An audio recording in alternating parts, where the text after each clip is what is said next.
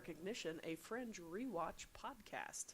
Hooray! Brought to you by Passionerdly. This is Roxanne, and I'm here with my husband, John. Hi. And my cousin, Amanda. Hello. And her fiancé, David. Hello. David has been on lots of things. I think this is the first time. This will probably come out before the other stuff that Amanda's on will come out. So Yeah, probably. Because I have no idea when it's coming out, but it needs to come out soon because I love it, and it was so good. We're here to talk about Fringe. We just watched an episode today. Yeah. Fringe episode number 8, The Equation. The Equation.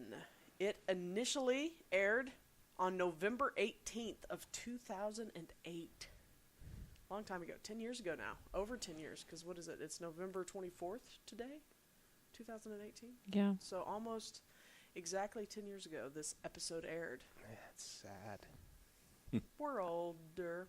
I just wish there was more of this show. 10 years later, and There's a lot more of this There's show for so you. much more. Oh, I know, but come on. Okay. I'm loving this thing, and it's hard to imagine it ever Did ended. anybody happen to catch a Walterism this episode? I actually have one. Good, yes. because Oh yeah. No, I made sure. This was an episode, and we'll get into it later, but this was an episode where I actually felt Walter was probably more sane and more normal than any other episode thus far. Like, he wasn't his typical kooky self. I would tend to agree with that. Yes. Because with some of the stuff that went on in the episode, I felt like it cast a pall over his... It was very heavy for him in this episode. Yeah. He displayed a broader range of emotions. Yeah. Oh, I love John Noble so much. So, and Walter Bishop is a great character. And honestly, thinking about it with the way culture deals with a lot of mental illness, this might have been one of the most true to form for as far as, his behavior and his anxiety and the way that he, at the very end, especially all the trauma, the way that he was responding it seemed much more realistic than a lot of the shows out there. And I had a lot more empathy for his portrayal than I do for a lot of the others. Right. So in this episode, it starts out with a gentleman driving a vehicle, and he looks in his rearview mirror, right? Yeah, it's outside of Middletown, Connecticut. Connecticut. Yeah, Connecticut. I know that's how it's pronounced. I'm sorry. I was just... You're saying it right. I'm saying it right for once. You said it right. I was saying it. I was pronouncing it. I was enunciating it irritatingly. Mm-hmm. Connecticut. Oh. Connecticut. Here I was thinking perhaps I had mispronounced something like, yet dang, again. did I say something? No, you pronounced it very well. I was very pleased. I was being a butt. Oh. The way you pronounced it is the way they pronounce it in old movies. Connecticut. Hey, let's go to Connecticut. I don't know the way to Connecticut. Don't forget to drink your Ovaltine. Hey, teens. You want to go to Connecticut? Continuing on. Yeah. So he looks in his rearview mirror, and his kid's back there, and he's jotting notes on a piece of paper. And he goes, "Are you writing notes, Ben?" Mm-hmm. And the boy doesn't really answer. He's kind of evasive, and he's like, "I hate to ask you, Dad, and I know you're going to get mad at me, but can you please slow down the windshield wipers?" And I actually think the dad says, "I thought we talked about this, Ben, that we were going to give music a break." He does say that, but at the same time, his excuse with the windshield wipers was I need it because it's raining. I need to be able to see. I need to be able to see. And the boy wanted him to slow it down. Yeah, even because though the tempo was wrong. Throwing him off. Yeah, because he was composing. He was not writing love notes or passing notes. He was writing musical notes. Mm-hmm. So it's raining. It's ucky, and there's a car and stopped on the side of the road, and so the dad pulls over to go help. Yeah. And she's like, "I have to get to this business meeting," and he's like, "I'll call you a tow truck," and then the tow can't get there for a while. She's like, "Oh, I usually don't mind missing meetings, but this one's really important." And he's like, "Well, I'm not great with cars, but let me look at it." And so she pops the hood, and she's like, "Oh, thank you so much." And he goes, "It must be a short in the engine," because he sees blinking lights, right? Yeah. He sees lights, and it's really interesting because the moment that the lights go off, he doesn't respond to it as if, "Hey, there are lights." There's actually something some sort of process happening, and he's not responding the way you would think, and he kind of just stops moving. You know, he just stares at it, and it's green, green, green, red. Mm-hmm. And then the next thing somebody goes, "Hey, did you call a tow truck?" And wakes him up, and the car is gone, and both cars, or his car's there, but the car is empty. Let me just say this: I never would have got out of that car in the first place. Yeah, I probably wouldn't have either. It was pouring down rain. I mean, I would say, look, I've got my phone. Let me call you a tow truck. I wasn't going to go stand out there. I don't know how to fix a car. I'm not going out there. I'm not even going to look. I'm sorry, I'm not stopping. Well, and and that's one of those things, and because I feel the same way, I probably would have kept going, because I'd be like, lady, just get in your car and call a tow truck. You can call a tow truck just as good as I can from your cell phone. Yeah. Well, she said her phone was not working. Oh. Yeah, it was dead, I think she said. And my thing is, I would have been happy to I would have been happy to call. I would have pulled over, rolled down the window a little bit, and said, hey, are you okay? Make sure nobody's in serious medical danger. Offered to call. And the moment that part was done for me, I'd be like, okay, well, sit in your car, wait, be safe. I wish you all the best, and I would keep going. And I feel like he intended to do that. Knowing the lights were in the hood of the car, or under the hood, I would have to say that she had intended at some point to ask him to look under the hood. Yeah. I feel like she was depending on factors that she couldn't control. Yeah. Yeah. Well, or she had a some device. people don't stop. I would not have stopped. Yeah. Especially if I had my kid in the car. How did she know that he was going to be there? Well, and here's the thing that part was probably planned out. Yeah. Probably watching. Yeah. So, that's probably true. Well, and there's something that we kind of find out later about her, but the character's name was, let me see if I can find it really quick, because this was Osler. Yeah, her last name Jenny was Osler. Jeannie Osler or something like Jenna Osler, I think. Jenna Osler. Jenna Osler, and she was a doctor of not psychology, but psychochemistry and all kinds of things. So it could be understood that she understood the way people thought, felt, whatever. Probably analyzed his behavior. Yeah, analyzed his behavior, and the entire thing was a setup from the beginning. She probably knew that he was a helpful person, ready to the kind of person that would pull over and help. Yeah. So she knew that, and all she had to do was play to emotions and manipulate, which we get a feeling that she is quite good at through the show. But anyway.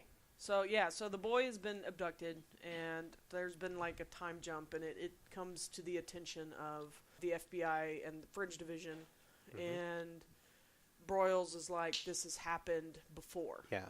Over the case of 10 years, there were 3 missing person cases that all had similar methodology. Somebody would have like they'd forget something, or there was like a time jump, and they would forget what was going on around them, and the person that they were with would be abducted by a woman. He revealed that much. Yeah. He revealed that much to them. Well, and he said that the people that were abducted were then found later. One of them was like sleeping in the frozen section somewhere. Yeah, in a cooler. In a cooler somewhere, and then the other person was tried to lobotomize themselves with a butter knife. Yeah. Some weeks after returning. So they're like, they're all academics.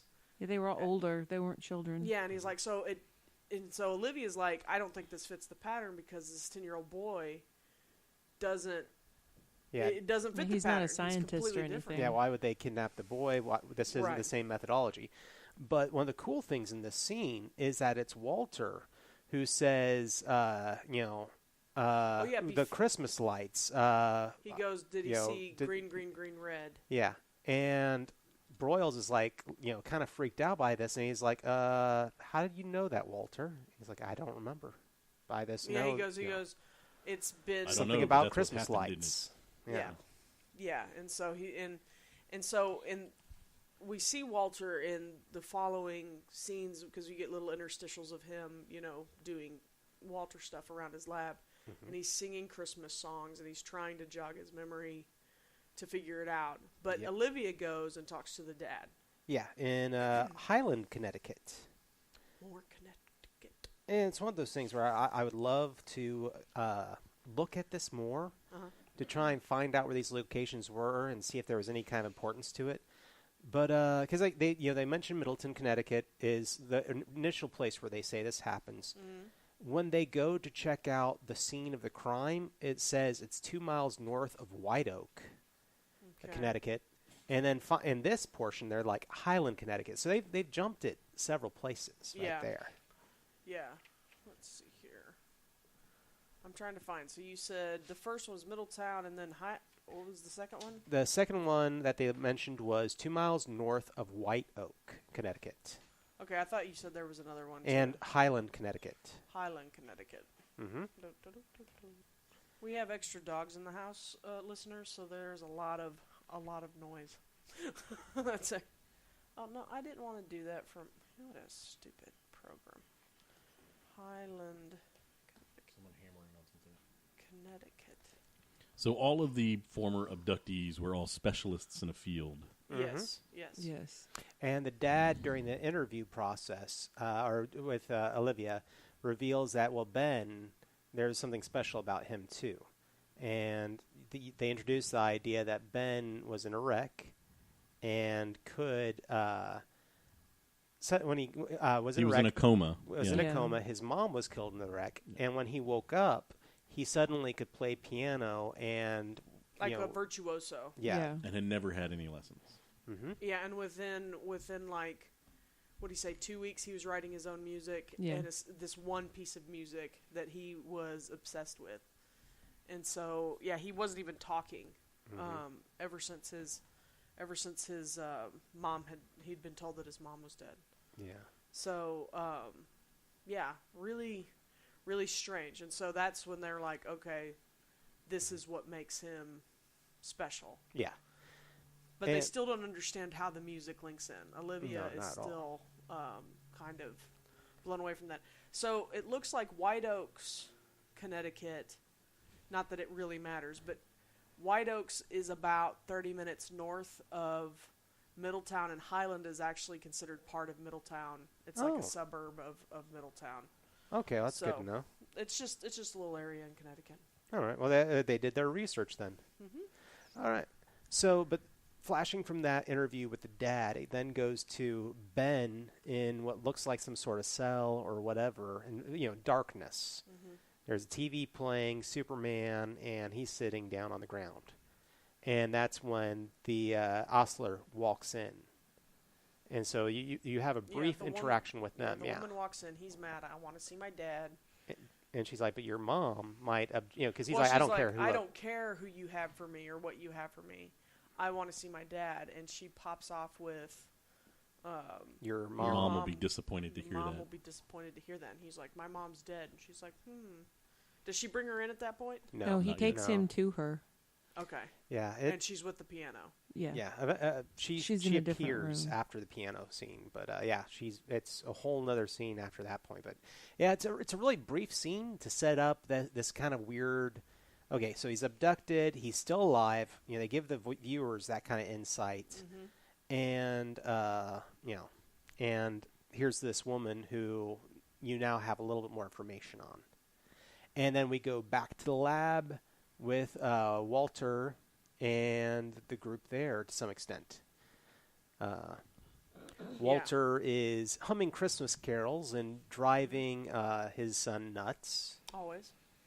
And he starts talking about the color combination and the hypnotism and everything else. And a program that he had worked on years before, decades before, about a mind control project using different colored lights or blinking lights, flashing lights, to compel people to do things, essentially hypnotize them or something. And Peter says, "Did the government had you working on mind control?" And he was like, "No, not the government. It was an ad agency that wanted to." Go ahead. Oh, and this is like what I thought was like kind of the Walterism of the entire show. Oh yeah. Because they're talking to him. He's like, no, it wasn't the government. And he's like, so the quote is, "They hope to broadcast the flashing lights during commercials so the viewers would have no choice but to buy their products. Unfortunately, it merely caused nausea." Right. Which was unfortunate because apparently people don't like to shop when they feel like they're going to throw up. Right. Exactly. Which is definitely a very Walter kind of. It's not, Sure. not about the morality of the situation. It's not about anything else. It's not, or that it's not even unfortunate that it worked. It's unfortunate that they were sick. Yeah, it's unfortunate that it didn't have the desired effect. Yeah. But yeah, so sorry, my brain is in 1,000 places. But No. so and Peter's like, that's ridiculous. And then Walter does it on him. And it's the same. You get the time jump where Peter's just standing there. Olivia comes in and says, "Hey, does anybody want lunch?"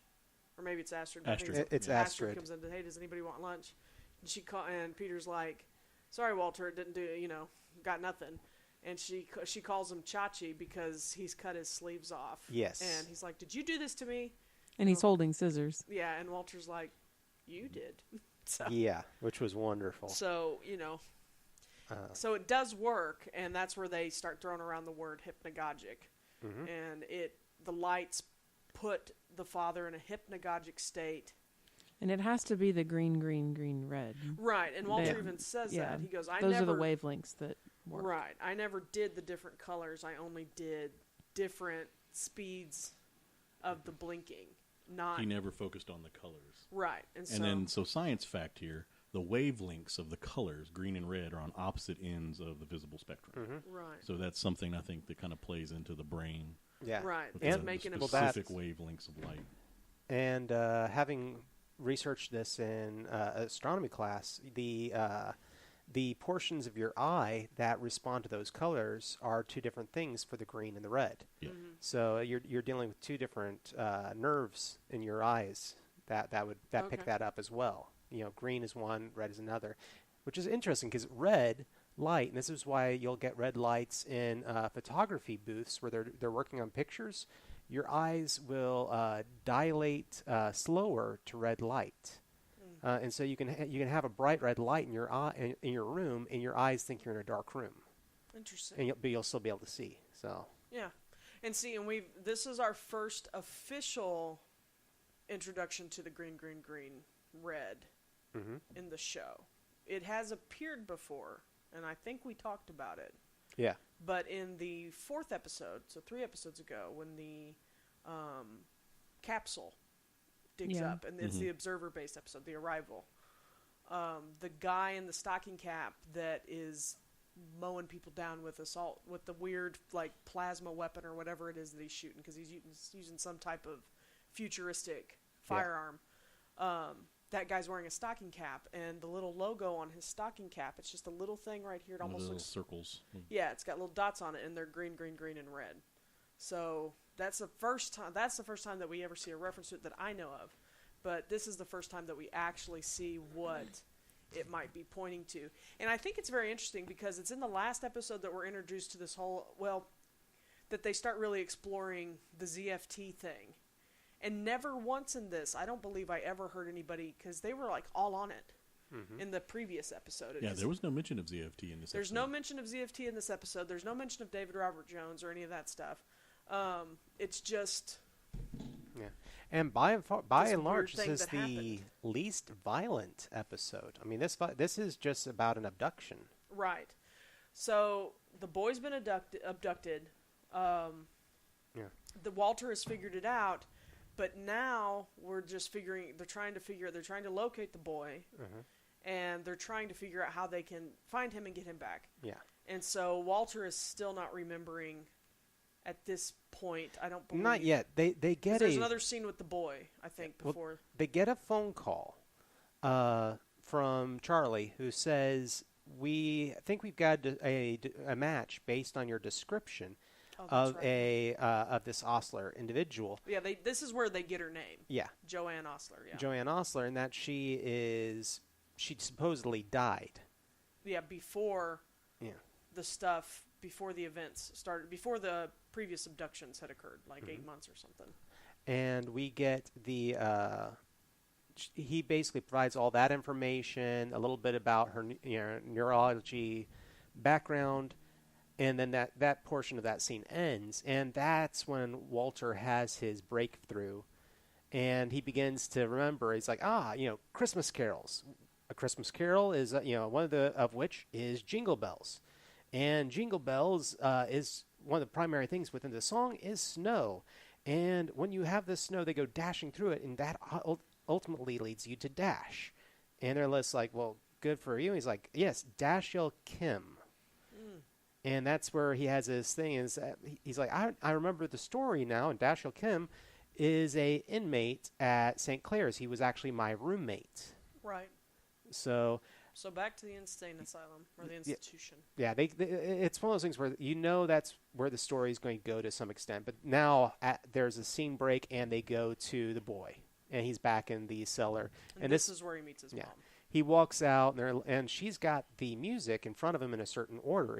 She's like, you've never seen it in order like this, have you? Yeah, because he looks a little stunned. He's kind of like, oh. Yeah. Like he's looking at it in a certain way that kind of seems like he's trying to process it.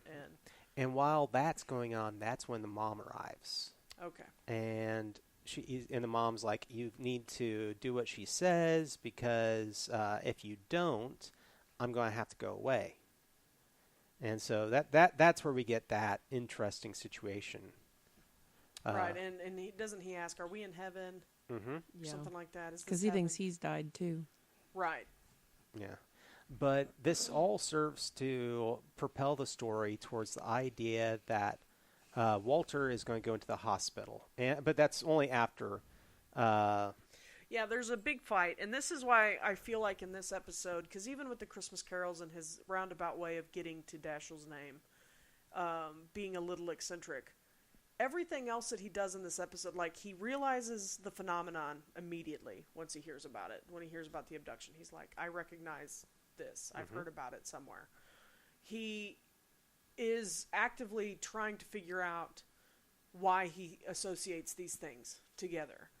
And then you have this scene where Olivia and Peter are discussing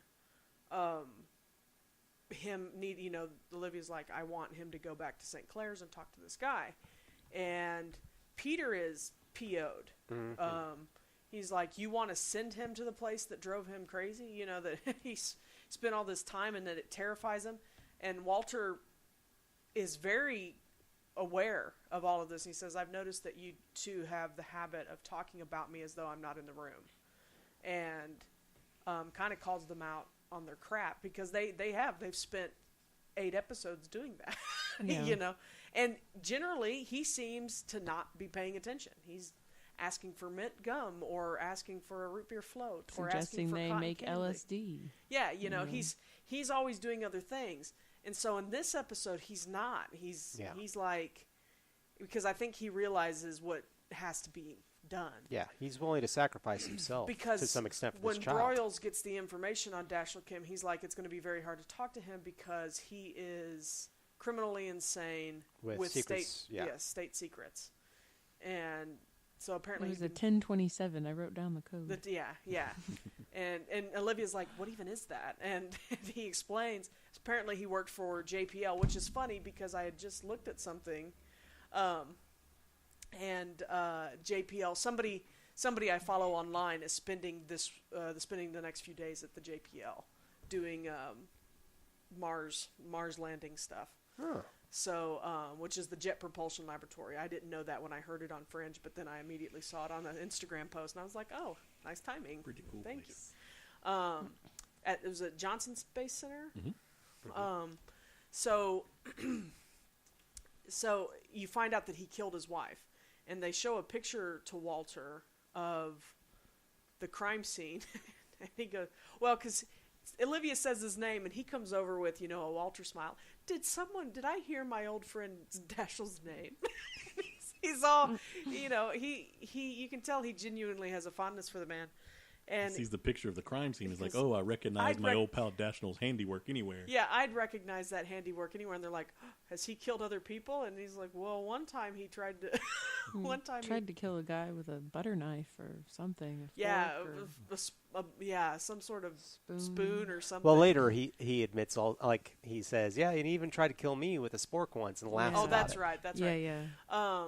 He said, but no, the equation. He was obsessed with it. Oh, sorry. What were you that's what I was going to point out is the equation. It was the equation because even though Dashiell had brutally murdered his wife, wasn't it in her blood that he's painting on Yeah. the wall? Mhm. Sure looked like it. He's painted on the wall this mathematical equation. Well, then, so when Walter has this little snap about you guys talk about me like I'm not here, Peter consents to ask him, do you want to do this? Do you want to go back to St. Clair to talk to him? And he said, I would rather not. Right? Isn't that what he said? Or Yeah. Yes, prefer I'd rather not. I'd rather not. And he said, and Olivia tries to persuade him, and Peter cuts her off and says, he said no. And Walter interrupts him and says, I did not say no. That is incorrect. Yeah, that is incorrect. I said I'd rather not, but I will. Yeah. And at the same time, this is a scene where the parallel between the music, the song, is made to the Yeah. the Right, equation. 'cause- That's the connection made by Peter. Mm-hmm. He Yeah. sees the repetition in the equation and points it out as the same repetition as in music. Yeah. So could it be a chorus or something? Could it be Yeah. and so he's like, can you translate this equation into musical notation? And Walter is all in a tizzy because he's like, I can certainly try. And so he goes and so he plops some music down in front of Peter, and Peter starts to play the song. What I found fascinating about this whole scene was that up until this point, Walter tends to look at adults like they're kind of negligible. Like, if they're dying, he's not as interested, but Right. he's willing to do something selfless if a child is in danger. Exactly. Yeah, he usually doesn't. I mean, he cares in his own strange way, but usually you get the impression that the reason he cares is because he can learn something. I mean, he looked at the picture of Dashiell's wife beaten with and a didn't yeah, it was like crowbar whatever. or something, a I don't remember what they said that. fire poker, something horrible, and Yeah. he doesn't even flinch, but Right. he's upset about this child being taken. Yeah. Right, And one of the things, as this scene which is is progressing... interesting as the show progresses. I Yeah. know. But no, We won't get into that. No. Early yet. not yet. But the thing is, so Olivia, once they figure out the music and the math, parallels, Olivia's like, how is this possible? This kid could never have met, Dashiell. How is it that he's doing this with music, the same thing that Dashiell worked on so long ago? And the quote that he comes up with, or that he says, is that curious minds converge on similar ideas. Right. And that a lot of people, I was reading up on that online. A lot of people have said that's kind of almost a theme for the show. Right. And what's interesting, because to me that's a great Walterism, even though it's not kooky or weird. Like I feel like with proper demodulation, you could pick up satellite television to the guy with the thing in his brain.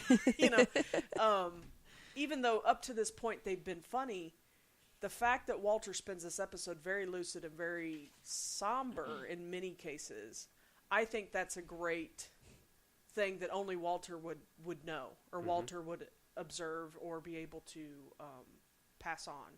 It also shows how much research this woman that's taking people is doing, because this is not a scientist publishing his work. Right. This is a kid playing the piano. So she has to be searching everywhere for someone who's come on this one equation and is trying to solve it. Yeah, and this is where, as the show, you kind of, something bigger has to be going on. And that's, again, where it fits into the pattern. And so, like, in the last episode, we learn about David Robert Jones and ZFT, and we learn all kinds of, like, crappy stuff that will end up coming back in this episode later on. It's very interesting, because this is where you start to see that, because in the first few episodes, it does kind of feel like Monster of the Week. And you know that they're talking about a pattern, but you're really not seeing anything that links them all. Yeah. It's just this particular cell group and this particular cell are doing something. And so the curious minds converging on a similar idea. Whereas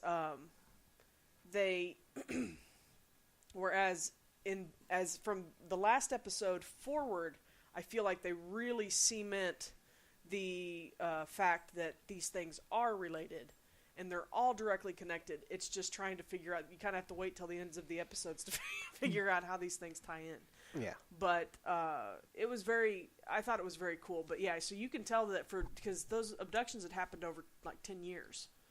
So they've been working on this particular thing and looking for people to work on this equation for a very long time. In fact, so the little boy wouldn't have even been born. Yeah. when the first abduction happened, or would have just been born. And on top of that, so there were 3 abductions. The boy is the 4th. And technically, Dr. Dashiell Kim would have been the 6th, because they didn't even realize that he was an abductee in that list until Walter pointed it out. Right. So there could have been even more. Who knows who else out there, and they just went nuts and killed themselves and didn't have any family to report them gone. Yeah. But this leads us to a series of scenes now that take place at St. Clair's Asylum. And we meet Dr. Sumner, Gosh. who's a poop head. To put it lightly, yeah. I have a whole series of bad names on my paper for him. Mm-hmm. He is, Dr. Sumner was played by William Sadler. Who was in Shawshank Redemption. He's actually an okay character in that. Yeah. I feel like most other things, he's a poop head. Yeah, see, I knew him, and it's kind of funny. I will always have William Sadler colored as the Grim Reaper in Bill and Ted's Bogus Journey. Oh, yeah? You know, that will always be when I see his face, I'm just like, you need to break out and Grim Reaper rap all of a sudden, or whatever. But no, we'll get into guest star. We'll get into yeah, oh yeah. guest No, I just wanted to appearances. toss that one out there because it kind of is there a show he hasn't been in, and now he's appeared in this one. But so we end up in this flash of scenes that take place at the asylum. It's just a couple. But you have him going in and getting signed in. You have him going back. Well, and you have when we first meet Sumner. Let me make this point Yeah. before we get into Walter talking to Dashiell. We have the knowledge that you get the impression from Dr. Sumner in his first discussion with Olivia that when Olivia's talking to Dr. Sumner, you can already sense that Dr. Sumner does not like that she was the one who got Walter taken out of the asylum. Yeah. And you get this very possessive sense. Yeah, it feels like he owns them. Once Yeah. they're in his asylum, he doesn't want them to they're leave. his. They're his. Like he has a Yeah. collection. Which is definitely not a healthy thing. And it becomes quickly apparent that he is up to something and covering up something. Oh yeah. Yeah, he's shady. Yeah, he's shady AF as the teens say today. But yes, Walter gets in there. They take him in. Walter is very adamant when he gets to the recreational room where Dashiell is. Immediately, he's greeted by an orderly. Yeah. Who says, "Hey, Dr. Bishop, how you been?" And Walter is adamant immediately. "I'll have you know I am not back." It kind of gave me the impression that perhaps the orderlies were not always very kind to the people that were there. Because that orderly laughs at him in derision. Not overtly, but he's like, "Okay, whatever you say." So you can, in my opinion, it does seem like Sadler has already prepped the orderlies to be ready because we're going, because I think he's already made a statement that Bishop shouldn't be out. He should not. Because she's like, "Well, you'll be happy to know that Dr. Bishop has flourished and thrived out." And he was like, he should not be out with people, he should not be out among people like us. He's a danger to himself and to others, whether or not you want to admit it. Yeah. And so you can tell that at this point in the recreational room that it's clear that Sadler has already prepared something to take Walter back. And so, but Walter keeps his crap together. You can tell that he's anxious. And he doesn't like being in the recreation room. And he doesn't really know. You get the feeling that he doesn't know how to be manipulative because he's trying to get the information out of Kim, and it's awkward. No, because he just wants to talk to his friend. Yeah. And his friend is obviously not okay. When he sits down and talks to him, he's like, "Hey, Dash," and he goes, "Walter, you look different." And we'll talk about that actor. But they're talking to. He's talking to Dashiell, and this is something I really enjoyed. Because this is a small detail. So Dashiell is sitting there eating butterscotch pudding. Which Walter has griped about before. Exactly. Walter said, "I hate butterscotch pudding." They had nasty butterscotch pudding at the asylum in the earlier episodes. And so I think it's kind of this weird thing that maybe when the two of them were roommates, Dashiell would eat his butterscotch pudding or something else. And yeah, well, I'm sure. But yeah, so he says, you know, what I miss most about you is your stories. And so he tries to get him to talk about the lady and the flashing lights and the red green lights. And Dashiell gets very upset. Like, he is immediately very upset. And he's like, I don't want to talk about that. I don't tell stories anymore. And so Don't do math anymore. Yeah, we get to that. Yeah, because Walter looks for another way to try to draw out the answer because he's only got 10 minutes. And so Walter's doing a pretty good job of trying to get this information quickly. And so he goes over and grabs a crayon. Now, this is the scene in which we watched it a couple times because Amanda started noticing things and John started noticing things about the recreation room. Do we want to talk about that now? Yeah, no, because I think fine. this is a big thing because this is the first time we've picked up on it. There were patterns everywhere. There were. You first noticed stair steps by stuff posted on the walls, but then And the crayons. crayons. Yeah. And It looked like dominoes. someone had taken like playing cards and put them in stair steps on the wall at one point. Yeah.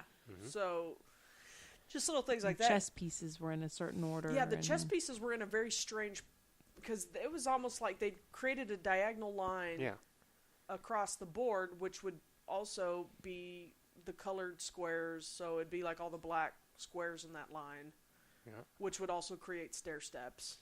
And the inmates sitting at or not inmates, but the whatever you want to call them, the patients sitting at the table, they're not playing a game. Like one of them even slumps over as if he's just been sitting there and not doing anything. And the guy with the crayons on the table, he was working a puzzle. He wasn't playing with the crayons. They were just laid out there. They were in just that laid out pattern. there. Mm-hmm. So it was at this point that Walter takes a crayon and he goes back to where Dashiell's sitting and he starts drawing the equation on the table. And as soon as Dashiell recognizes that he's writing this math, this familiar equation on the table, Dashiell, even with the end of his spoon, he starts to, like he's writing, because he wants to figure it out. And he's obsessed with it. It's just the same way when the boy saw the music rearranged. You could tell that despite all the other traumatic things that have gone on and that are, in this awful situation that he's in where he's been abducted, or in this awful situation where this man is in this insane asylum, as soon as they see the thing that they're obsessed with, they can they're not concerned. They got tunnel vision. Yeah. Onto this thing. So he's watching it, and then he gets mad and he starts the rant, I don't do math anymore! And he gets very angry, which starts a scene, and that's how Sadler ends up having Walter sedated. Because Walter's like, please tell me about her, please tell me about her, please tell I need to know. But he doesn't ever seem super agitated until the orderlies grab him. That's when he gets mad. Exactly. And he was not agitated before then. And Sadler just makes one gesture, and an orderly has the sedatives in his pocket and just jabs him. So we know that it was a setup. This is a setup. They were going to find a way to get Walter to step out of line and sedate him. And so if you've ever worked in an asylum or a situation of mental health, nobody carries something like that around. Nobody would carry a syringe. Yeah, no. Because anything like that can be used as a weapon. Exactly. And or taken from you or anything. There are certain classes you have to take. I mean, even in my job, you have to take certain classes to be able to administer medicine. So I don't know that just that orderly walking around would have the authority to give somebody medicine. Exactly. It was definitely shifty AF. And so it immediately cuts to Peter being irate that his father has been sedated, and Sadler's just like, well, tough. I told you. He is a danger, and he does not need to be out of this asylum, and I intend to keep him here. And Olivia's like, he is assisting with a federal investigation. You cannot keep him. If you try to, I will get a court order, and you will have to release him. And he just kind of brushes him off. Go get your court order. Go get your court order. Yeah. And so she's ticked. Peter's ticked. And she apologizes to Peter. She's like, you were right. I shouldn't have made him do this. And he said, no, Walter, it was his decision to do it. And so, and I think it's at that point, does it go back to the kid or does it go back to Walter in bed? Well, no. So the scene between Peter and Olivia happens back at the FBI office. Oh, does it? Okay. And she's like, go ahead and go home because I'm going to need to get the court order. One of us should at least get some sleep. And he's like, no, let's he basically starts to help her track down Osler. And he asks for an FBI computer, and he goes off to work on that. And he starts looking for aliases for her because he's like, this is something I know how to do. Mm-hmm. And so you get that. And then we get more scenes with Olivia and Broyles. And then, Boyles. Olivia has a skin affliction. My first episode. I'm out with my potsherd and scraping boils. My opinion of him after the first episode has changed, but I would have happily called him Boyles for the entire rest of the series if he hadn't changed any. No, he was super butt in the pilot. Yeah. The pilot, and even I think second. Even a little bit later. Yeah, it takes a while. It was in episode 6 that he really is like, you're never satisfied. But yeah, we do after that get a scene of the boy trying to work on this equation and not doing it well. Yeah. He keeps stumbling, and the mom's like, you have to do it, Bean. She keeps calling him Bean, which I find horribly irritating. But yeah, so the kid's name was Ben. Well, obviously Bean is an was easy his nickname, but it was driving me nuts because you're using this nickname for him. She was manipulating the snot out of this kid. Yeah, and I would have liked a little backstory on how he got the name Bean because I would have personalized the character a little bit more. Yeah, well, here I'll give you. Let's pretend I can give you the backstory. I had a friend who's one of the girls. I guess it was never a daughter-in-law, but one of her son's girlfriends was pregnant with his child, and they called the fetus little baby Bean because it looked like a lima bean. In the ultrasound, it looked like a lima bean. So okay. He just kept it. Yes, okay. And we'll talk about that boy later because he's in a lot of things. But anyhow, she's manipulating the boy, wants him to finish it, and he's frustrated. And but doesn't he just kind of want to spend time with his mom? To some extent, but his mom's wound starts to bleed. Well, her is it just a nosebleed at this point, or does it actually start? Because it starts as dripping and from she's her got nose onto bruising the keyboard visible suddenly on her. So forehead. she's starting to get her accident marks back. So and then we flash to a cell with Walter in it. Yeah, and he's laying in bed, and someone darkens the window, and you hear the door open. I think you hear the door open and close. And then footsteps, hello, Walter, or welcome back, Walter. And they sit on the end of the bed, and I was like, oh, we're going to find something out. And then it shows them, and it's Walter.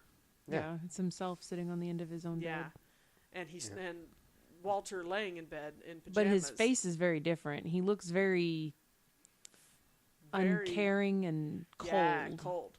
Yeah. And so, and I feel like we've talked about this a little bit because John was like, "Oh, is there another Walter?" And I don't think so. I think part of Walter's psychosis is he has to confront that part of himself that used to be very cold and uncaring. And being in the place where he is, his personality could have split to protect himself. He's got that cold personality that takes over when he's in that situation. He's been gone, and now he's back in that cell. Yeah. And he has a little emotional break, and he cries, and it goes to essentially commercial. Yeah. So when it comes back, so now we're getting Walter out and getting more information, but in the meantime, we have a discovery made by Peter. And that is Osler with hotels. Right. He says because they weren't sure about what alias she'd be using because clearly she's using an alias because she's been dead for 10 years. The name. So, yes, you have the notes. You discuss it. Well, this is the point where the Bishop comes up. Peter Bishop. Sorry. Peter. This is the point where Peter Bishop begins this idea that there is this parallel of Osler to hotels as far as the the aliases could go for this woman. Right. They're trying to figure out possible aliases for Joanne Osler. And he says a lot of times, or he would stick to the words that were similar. She made a comment about, so we're trying to find similar words or something. And he's like, essentially, bitch, please. He's like, I've done this a few times. And he was like, because my name's Bishop, so I have often used knight or king or something like that. So, and she's like, okay, well, that's great if your name is as simple as Bishop, which I was like, that's really not a simple name. I mean, I don't know many people with the last name Bishop. I know a couple, but but what about Osler? And so he looks it up. An Osler is a person that works at a hotel. Yeah, what language was it originally? Middle English. Middle English. And so an innkeeper or something like that. And so he had looked around, but the one that he found was Joanna Ritz. Right. So, because he started looking at Hilton and Ritz and Carlton. There was a Joanna Ritz for a P.O. box in Clarksburg. Right. And she makes the call and tells, like, the FBI, expand your search to Clarksburg for the boy. Right. And she's a little disappointed. She's like, a P.O. box? Or, a P.O. box? And he's like, yeah, because people... Like criminals, me don't want to... Yeah, people like me don't want people like you to just be able to find out where they are.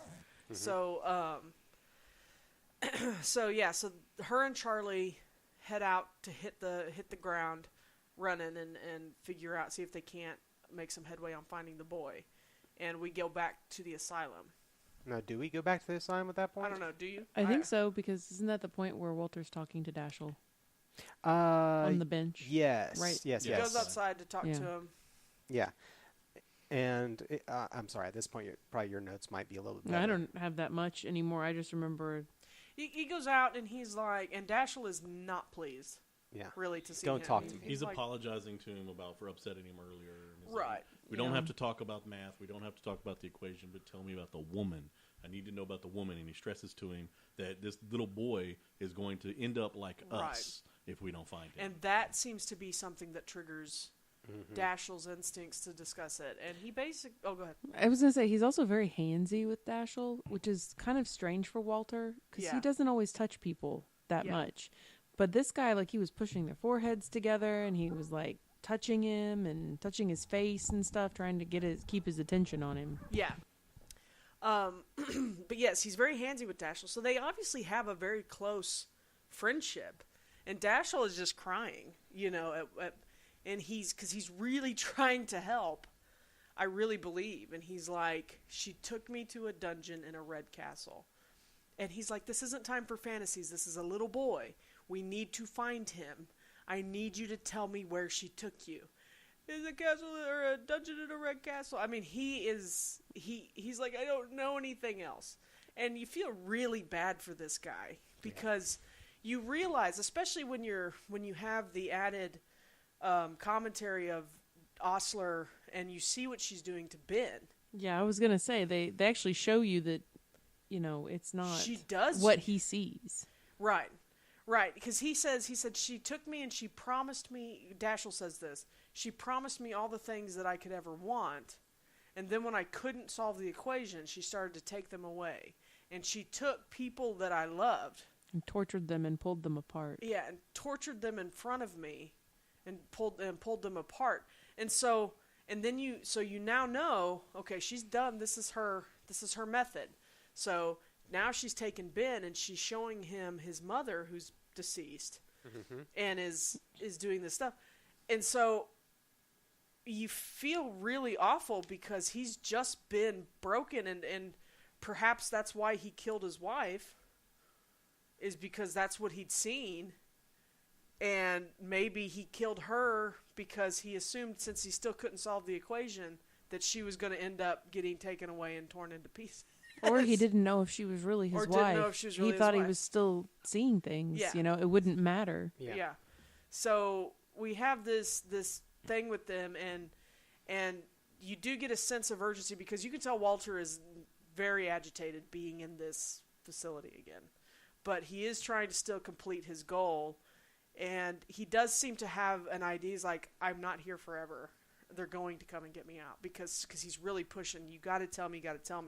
And that's when he ends up, I think they get their court order. Yeah. But, I'm so sorry. Oh, no. I was going to say, also during that scene, he looks across through the bars and he sees himself standing on a balcony across the way. The cold-faced... Okay, the cold-faced one that's still in his plain clothes, not the... Yeah, not he's the in like jumpsuit. his cardigan and stuff across the way. But he doesn't do anything, he just stares at it. Yeah, and you can tell Walter just is like, Yeah. I don't want to look at that. So... But Peter is the one who ends up, getting the order and going to get Walter. Yeah, they have a nice... Was it this point that Peter threatens the guy? Oh, yes. Yes. Oh, for a moment there's a nice moment of redemption for this episode. Because it's not like I hated the episode, but I really hated this guy. And the guy's like, well, I'm going to do this, and I'm going to get Walter back. I'm going to go to the state, and I'm going to prove because I looked you up, and I know all the things you've ever done, and I know you're not a proper guardian for your dad. Yeah. It's like, where did you get this information, and how could you look me up? You're a director at an asylum, is my mind. And Exactly. Again, we see that there is something bigger going on that involves this guy. Yeah. I just don't like him. Yeah, and we have discussed whether or not he comes up again, and I don't remember. I don't know if he does, but it's obvious. Because to me, we have two figures that are part of the pattern in this hospital. I mean, we have Dr. Bishop is part of the pattern. He is possibly one of the biggest catalysts of it. And then you have Dashiell Kim, who is, again, part of the pattern, trying to figure this stuff out. So I think it's like there's this part of my mind. It's like, is this asylum someplace where they stick people from?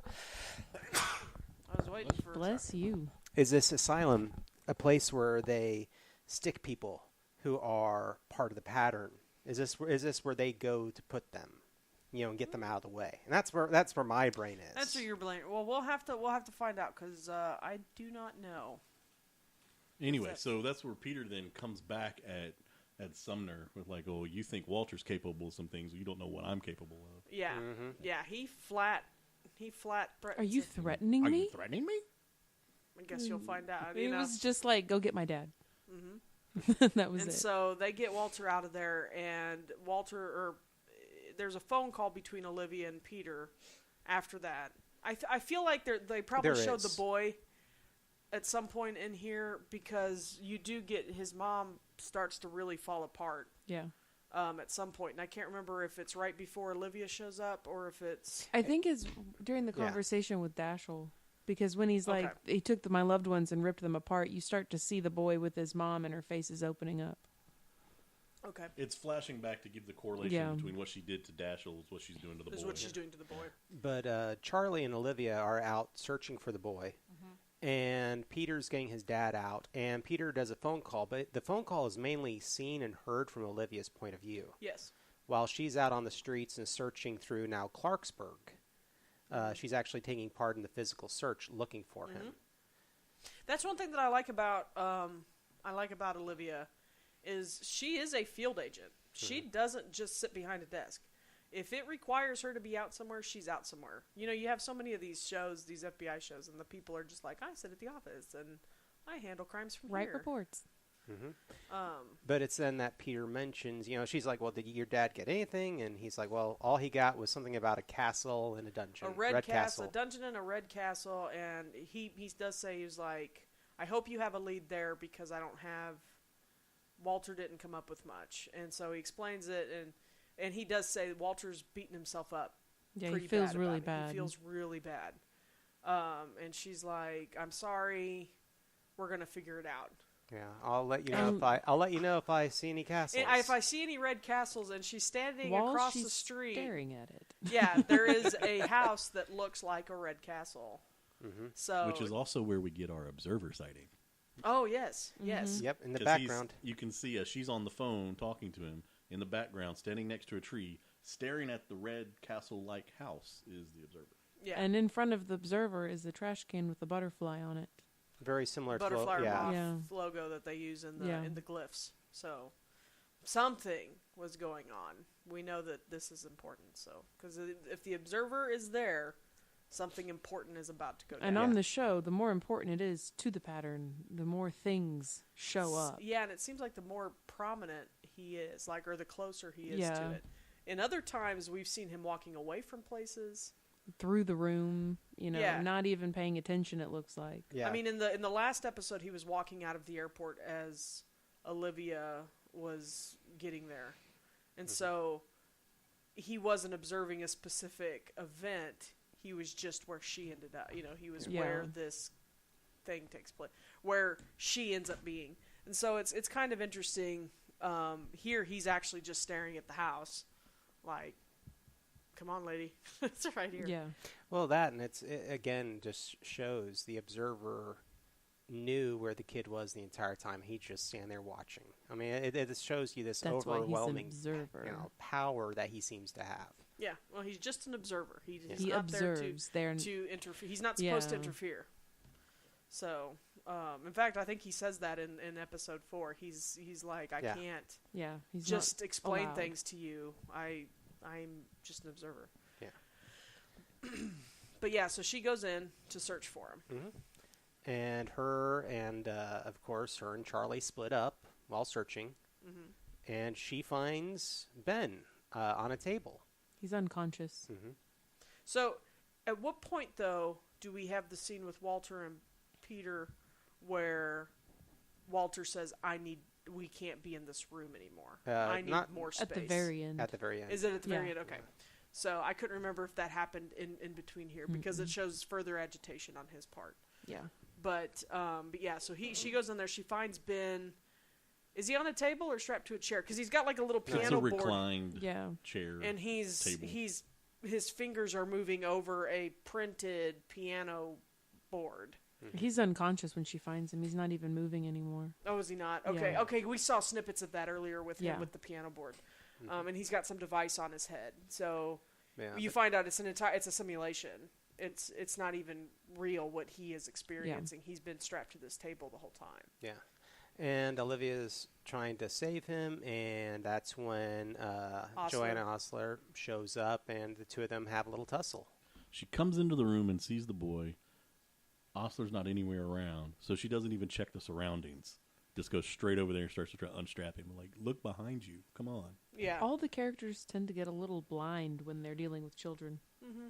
And I don't know if that's just showing, well, especially because at this point in the show, oh no, we haven't. Never mind. I'm sorry. I'm getting confused because we watched so many episodes the other day.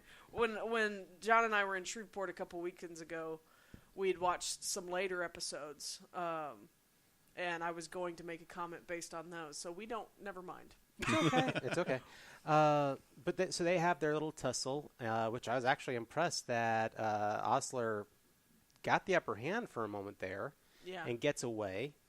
And as she's running down the hall, Olivia's chasing her and then tells her to freeze, so she turns around and pulls out a remote. that just happens to be at the right point to get green, Olivia, but not get her. And it hypnotizes her, and the bad guy gets away. Yeah. Yeah, So- the lights in the hallway are set up, and she's in the right spot where she can stand there. And Olivia looking at her, she sees the lights flashing, and it's the green, green, green, red. Mm-hmm. Yeah, and so then Charlie shakes Olivia, and are you okay? And she's like, where'd she go? She was right here. So we have a time jump, so it's our third for the show, for this episode, that, so they have no idea where she's gone. She gets away. But they go back and get the kid, and everything's fine. Yeah. Or Charlie may have already went and got the kid. Well, they don't really show that. Yeah, there's the rescue of the child, which is understood, and we flip over to another scene of her taking whatever information she's gotten to Mitchell Loeb. Oh, that's when it jumps then? Yeah. To Mitchell Loeb, it doesn't show the kid in the hospital first? No, we get the kid in the hospital after she gets shot. So Mitchell Loeb we were introduced to in the last episode, where he was the agent that had the parasite wrapped around his heart. Oh, yeah. And that's why she has to go and talk to David Robert Jones in Germany. And then you find out that Loeb is working for ZFT and Robert Jones, or David Robert Jones, because he's like, him and his wife is too. He's like, did it work, what we did? And she's like, yes. She's like, did they talk to They've completed the formula. Yeah, did they? Yeah. Oh, yeah. Cause, that's why the kid was unconscious. That's why the kid was unconscious. He had completed the formula. And so we were introduced to Mitchell Loeb last week, and he was shady crap. And now you find out, Osler was working for him too.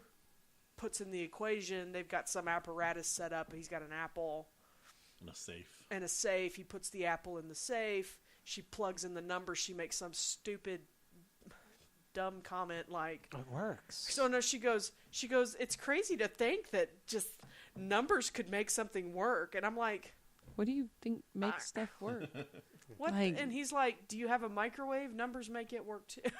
He's got the safe, and he puts this apple in the safe, and he's got this device he puts on the side of the safe with like a curtain. Yeah, it looks like an old camera, like the thing that they put their head their head under the black curtain to take a photo. Gets the formula into the computer, gets the computer running the device. Yeah, and he puts on a glove. And then with the device working, he reaches into the safe from the side wall and pulls the apple out and is like, hey, it worked. Yeah, and she's like, oh, it worked. And he goes, unbelievable. And then turns around and shoots her. Yeah. She's done. Which Lucian's is interesting for as much as she could read everyone else and expect anything else from anyone, that she studied. She didn't see that coming. Well, she just assumed that she was part of the team, but her specific job was to get this equation. Yeah, that was it. Over 10 years. I'd like to think that David Robert Jones was like, she's great, keep her around, and Mitchell and then she goes, it's crazy to think that numbers can just make things work. And Mitchell Loeb was like, never mind. This bee is done. I am done working for her. Yeah. And so that we go. That was that part of the episode. We shoot back to the hospital with Ben and Olivia and her statement that we heard several times because we watched the end a few times, where she's like, "There's a vending machine and I've got a whole roll of quarters." I'm like, do you have a white van too? No, yeah, he doesn't want anything. He just wants his dad. Who then walks through the door. Yeah. Dun, da, da. That hospital has to look at Olivia like every time and just be like, oh my, what now with you? Yeah. But, not a bad episode altogether. Again, not terribly violent. No, it's like I said, I like this episode in that it does it starts to show that the pattern is much bigger. Things have been going on for a very long time, which we already knew that there was some older stuff happening based on comments that Nina Sharp has made and discussions between her and Broyles. But now you're seeing it's like they're happening faster. Yeah. Pattern cases are popping up faster, and they're more directly related. Because, yes, ZFT was never mentioned, but as soon as we see Mitchell Loeb, we know that ZFT and David Robert Jones had something to do with this. Yeah. So, so that was the equation. As far as, like, guest stars and stuff, Well, we got, obviously, we talked about William Sadler already, who played Dr. Sumner. I looked up. There will be another episode where Dr. Sumner makes an appearance, but it is much later. It's like season 3 or 4. Diana Osler was... Or Joanne Osler. Joanne Osler was Jillian Jacobs, who played Britta in Community. Mm. Well, I never watched that. I tried to watch it. It wasn't that funny. Well, the other person that I think most people would have... he's a character actor, and that was the character of Dashiell Kim, who was played by Randall Duck Kim. And I looked up, he plays Oogway on Kung Fu Panda. Yeah, he was really Master Oogway, the turtle. The Galapagos tortoise. Yeah, I know. We watched that movie a lot at work. Yeah, that was the same guy who did Dashiell Kim. And he also is the keymaker in The Matrix. Oh, yeah. So, yeah, there you go. So a little bit sci-fi that he's gotten to participate in already. And we've talked about Charlie Tahan. I recognized the kid. I couldn't figure out well, so we looked that up, and he was the son in Wayward Pines. Oh, okay. And he was also the son of the Scarecrow in Gotham. Oh, okay. And he plays one of the Langmores in Ozark, if anybody's watched that. That show is a little bit too heavy for John and I. I have watched about 6 episodes maybe. And the Langmores are the really trailer parky, brats. Now, have you already mentioned that Kirk Acevedo is on Arrow right now? No, I did not. Yeah, he's the big bad on Arrow right now. Yeah, Kirk Acevedo, Avocado. is in, Hot potato, hot potato. is Charlie Francis. Oh, who excellent. Is one of our favorite characters. I love Charlie. I have not watched Arrow since season 4. I need to come back to it. But I'm still, now that you mentioned that Jessica Nicole, Astrid is played by Jessica Nicole. Yeah. Like, because anybody who's ever listened to any of the Night Vale stuff and has Yeah. listened to Alice Isn't Dead, Right. yeah, know that she's the main voice in that, and I never put it together. Oh, until really? I now, love her now so I much. watch it, I hear her every time. Yeah. Yeah. No, it's great. Let's see who else might have popped up in this show. The dad was Adam Grupper. I don't think he's been anything. Mitchell Loeb again. Chance Kelly. yeah. But really, I think those are really the main people that popped up in this one. But and we already mentioned our Walterisms. Mine was a little bit more serious than John's, but It was a pretty serious episode. it for was a Walter. pretty serious episode. Like I said, this felt like a real turning point for Walter, and we'll just have to see if in episode 9 if that continues or if he's back to his normal Walter kooky self. But I'm trying to think, was there anything else that we normally? I guess I usually look up trivia. So it seems there's another Gotham connection in this episode too. Oh, The is there? Observer, the actor who plays the Observer. Michael Cerverus or Yeah, whatever? he played Severus? Professor Pig on Gotham. Interesting. He was several episodes, 5 episodes of that. Interesting. Oh, we're getting dog food too. But that was a confirmation that was the Observer in the scene. In case you had any question, he's in the credits. So He is listed officially, and sometimes he's not credited in the actual episode, but he is listed on IMDb as appearing. He is in at least every episode of the first season, or an observer. Oh, okay. But I believe it's always him in the first season. So as far as trivia for this equation, according to IMDb, because that is where I go for all the trivia for our Fringe episodes, we have, which David and we'd all discussed earlier, the glyphs in this episode spell taken. So, and you have a theory about the glyphs, right, David? yeah, I don't know. This is just a thought I had. And we have not looked this up, so anywhere. But since each episode has a word, and the word always seems to relate to the episode in some way, like in this one, taken, the kid is taken. But I'm just thinking that maybe if you get all of the words together from each episode, that they will Maybe give you they some spell sort of a something? message, put Yeah. together. drink your Ovaltine. I'm Yeah, waiting that right. one. So we'll have to check that out because we haven't really we didn't think of it like that, and so I haven't really been taking a lot of notes as far as that goes because I just pull up the trivia while we record. But other trivia is the Mercedes in the beginning and end of the episode is the exact same as the one driven in The Hangover. Interesting. So there's that. And the location where the child prodigy is held captive, as well as many exterior shots for various episodes, were filmed at Brooklyn College in Brooklyn, New York. So they were not even in Connecticut. But this is a possible spoiler trivia tidbit for this episode.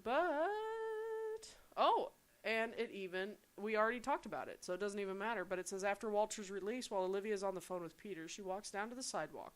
The observer can be seen in the background standing next to a tree. In the same shot, a butterfly glyph can be seen on the garbage container at the curb. Heck yeah. So that was me. That I was you. noticed Yeah, that. you found that. I didn't notice it. And giving props to John, the quote that John came up with is the same one they have on IMDb for the Is it quotes really? of the episode.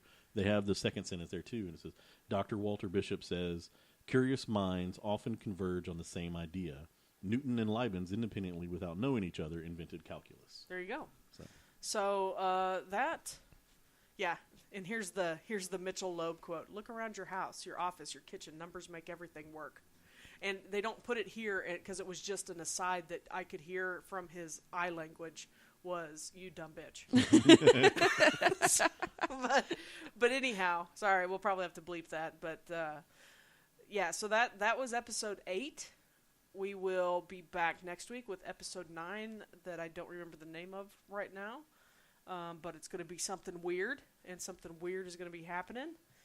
And there'll be an observer, and John Noble will be being great, and it'll be wonderful. Let's see. The Dreamscape. Oh. Uh-oh. Oh my gosh. And That so was we'll... surreal. Oh, I remember this episode. So it'll be it'll be very interesting to see what we come up with next week. But thank you very much, Amanda and David, for joining us this episode. I wish we could have done more this weekend, but Thank you for having us. we have been cooking like crazy people and Yep. Thanksgiving. Thanksgiving. I like Thanksgiving. that better. And so yeah, they're getting ready to head back to Louisiana, and I'm probably gonna have a piece of pumpkin pie and go back to bed. So no. So we will talk. John had to step away from the microphone, but we will have a wonderful rest of our weekend, and we hope you do the same. So thank you for joining us, and this has been Pattern Recognition. Bye. Bye. Bye.